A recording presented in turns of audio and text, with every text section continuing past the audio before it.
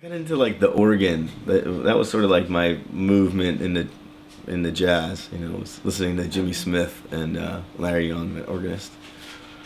Um, but you know, I liked instrumental music. Like I liked, you know, totally Cliffs of Dover, Eric Johnson. I mean, come on, playing basketball to that, or like, you know, Rocket, Herbie Hancock. Yeah, it definitely puts me in a category of like, okay, you play instrumental music, like.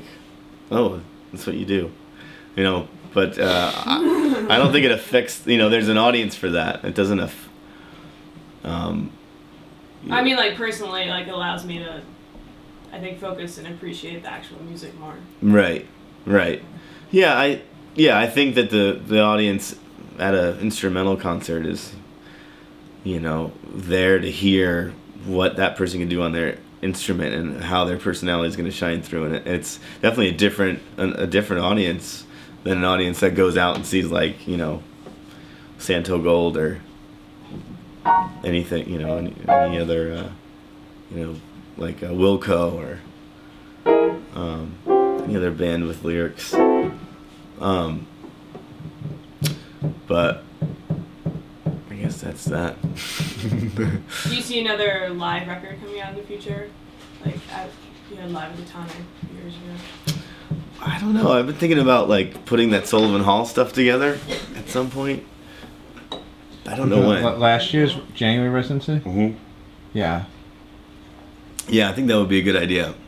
Karina, my friend, had some amazing footage from some really nice cameras, and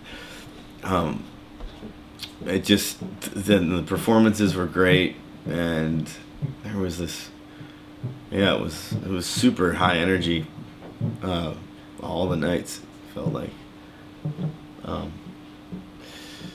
But yeah, I could see a studio album too come up again. Even I've been sort of thinking maybe I should put out, I don't know if it's overkill or what, but I feel like musicians can get stuff done and put stuff out so much quicker, and I think that, like, or maybe I'm just getting flooded right now with ideas and stuff that I'd like to do. I'm definitely into the rotating cast, you know.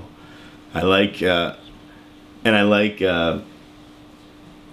having sort of a family of musicians that could maybe learn all this music that I've recorded and written, and, you know, sort of put them in the Royal Potato family, and